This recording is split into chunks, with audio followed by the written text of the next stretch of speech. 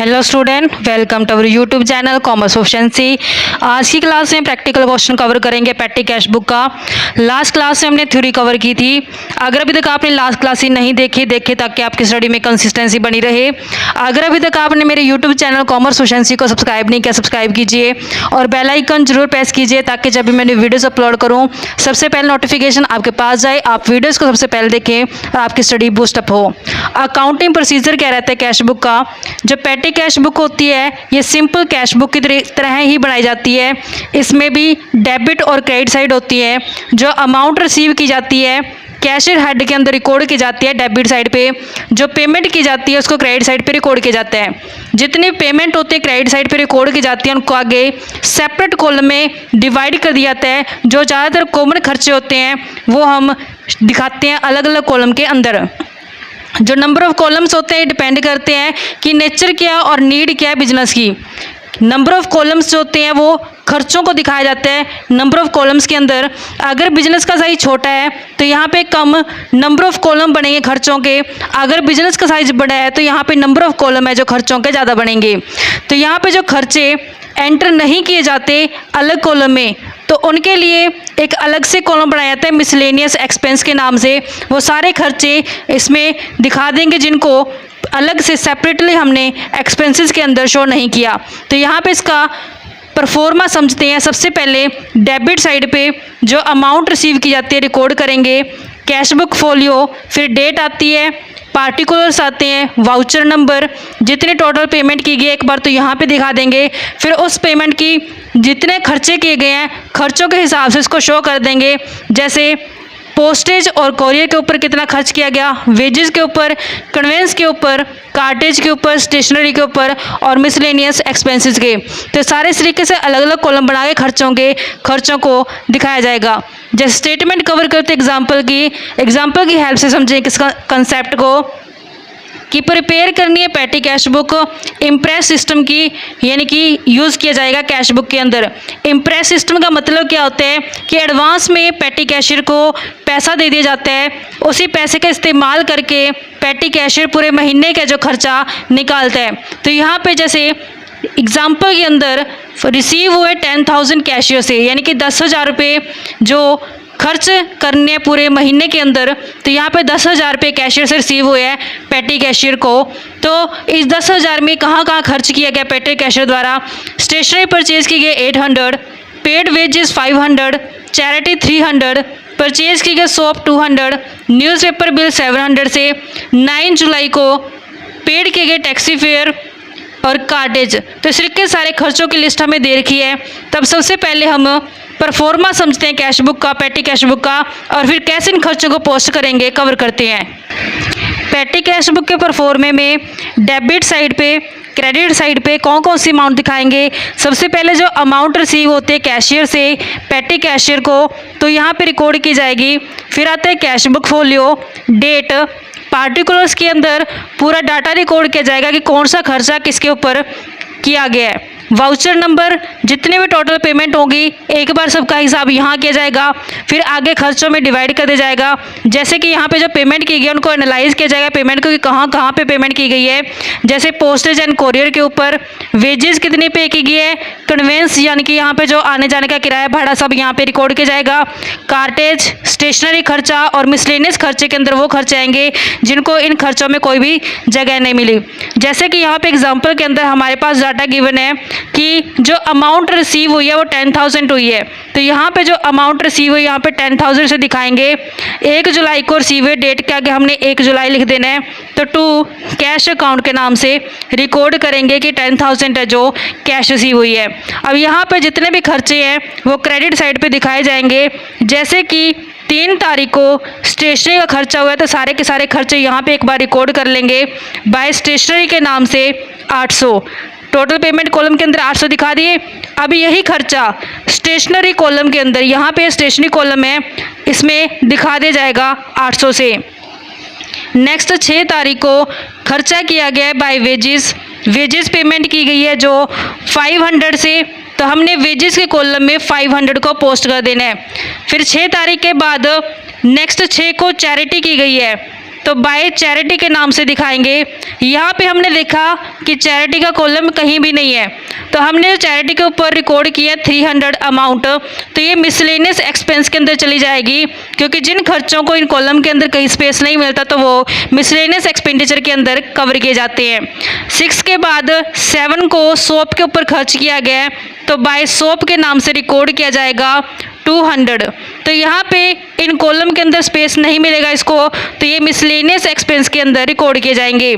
7 तारीख को दोबारा फिर खर्चा किया गया न्यूज़पेपर के ऊपर, तो बाय न्यूज़पेपर के नाम से रिकॉर्ड किए जाएंगे 700।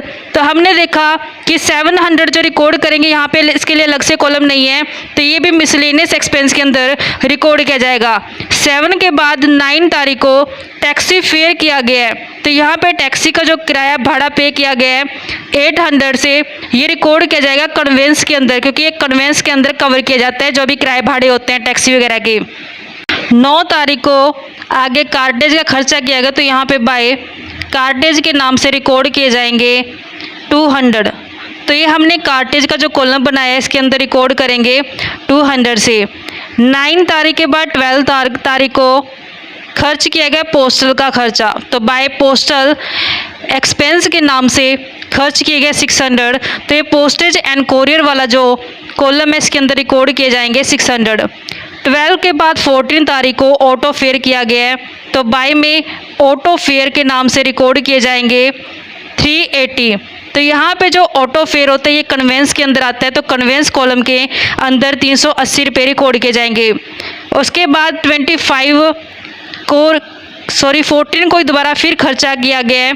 14 तारीख को 2 खर्चे किए गए, एक तो ऑटो फेयर का, एक कोरियर सर्विस का, तो यहाँ पे बाय कोरियर सर्विस के नाम से दिखाया जाएगा। जो कोरियर सर्विस का खर्चा किया गया 70 रुपये, तो ये जो पोस्टेज एंड कोरियर के अंदर रिकॉर्ड किया जाएगा।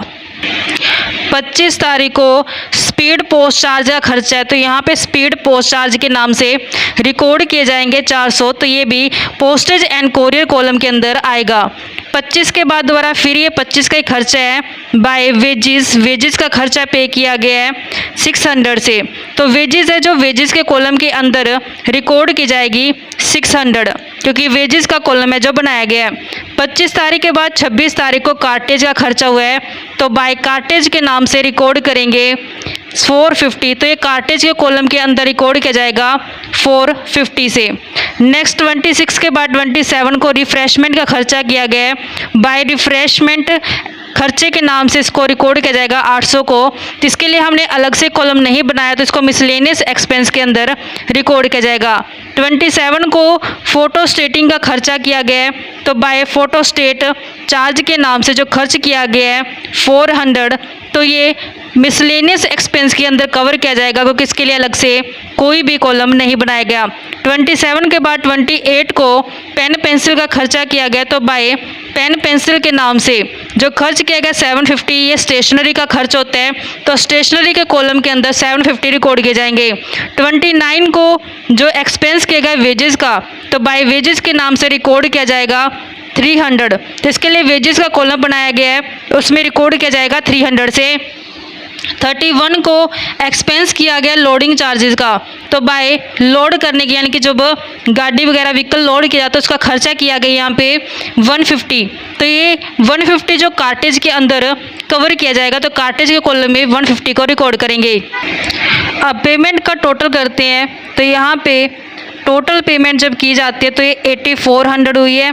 तब हमने हिसाब करना है कि क्या ये 84 हो गया, तो जो ये पोस्टेज एंड कोरियर का टोटल करते तो 1070 बनता है, वेजेस कॉलम का 1400, कन्वेंस कॉलम का 1180, कार्टेज कॉलम का 800, स्टेशनरी कॉलम का 1550 और मिसलेनियस एक्सपेंस का 2400। तो जो ये 8400 रुपये खर्च किए गए हैं वो अलग अलग इन खर्चों पे किए गए हैं, ये खर्च जो 8400 है। तब हमने देखा कि यहाँ पे टोटल 10,000 मिले थे, 10,000 में से 8400 खर्च हो गया, तो क्लोजिंग बैलेंस 31 तारीख को कितना बन गया, बाय बैलेंस सीडी के नाम से रिकॉर्ड करेंगे 1600, तो टोटल है जो 10,000 का हिसाब यहाँ पे हो चुका है। तो यहाँ पे अब जब इसको नेक्स्ट पीरियड के लिए कंटिन्यू करेंगे तो 10,000 यहाँ पे हिसाब क्लोज करके, तो यहाँ पे हम देखते हैं कि जो ये क्लोजिंग बैलेंस है लास्ट पीरियड का, ये नेक्स्ट मंथ का ओपनिंग कर देंगे अब हम। तो यहाँ पे जब टोटल 10,000 खर्चा दिया जाना है पेटी कैशियर को कैशियर द्वारा, तो यहाँ पे 1600 तो इसके पास ऑलरेडी है, तब और कितने मिल जाएंगे इसको 8400 मिल जाएंगे, जिससे दोबारा से इसका बैलेंस है जो 10,000 हो जाएगा। तो यहाँ पे जो 1600 है ये रिकॉर्ड किए जाएंगे हमारे पास नेक्स्ट मंथ जो बनता है जुलाई के बाद अगस्त, तो अगस्त 1 को इसको लिखा जाएगा टू बैलेंस बीडी के नाम से 1600, और दोबारा 1 अगस्त को जब इसको पैसा मिलेगा पेटी कैशियर को एक्सपेंसेस के लिए यानी कि इम्प्रेस जो अमाउंट मिलेगी तो उसको टू कैश अकाउंट के नाम से रिकॉर्ड करेंगे। 1600 को टू बैलेंस बीडी के नाम से, 8400 को टू कैश अकाउंट के नाम से रिकॉर्ड किया जाएगा। इस तरीके से बच्चों हमारे पास ये कंसेप्ट बनता था। आने वाले जितने भी एग्जांपल्स हैं सभी सेम है इस तरीके से, तो आप कवर कर सकते हो। आई होप ऐसे ही रेगुलर क्लासेस के लिए आप मेरे यूट्यूब चैनल कॉमर्स प्रोफिशिएंसी को सब्सक्राइब, लाइक और शेयर करें। नेक्स्ट क्लास में कवर करेंगे नया चैप्टर सब्सिडरी बुक्स वाला, तो आप कंटिन्यू रहें। Keep watching and thank you.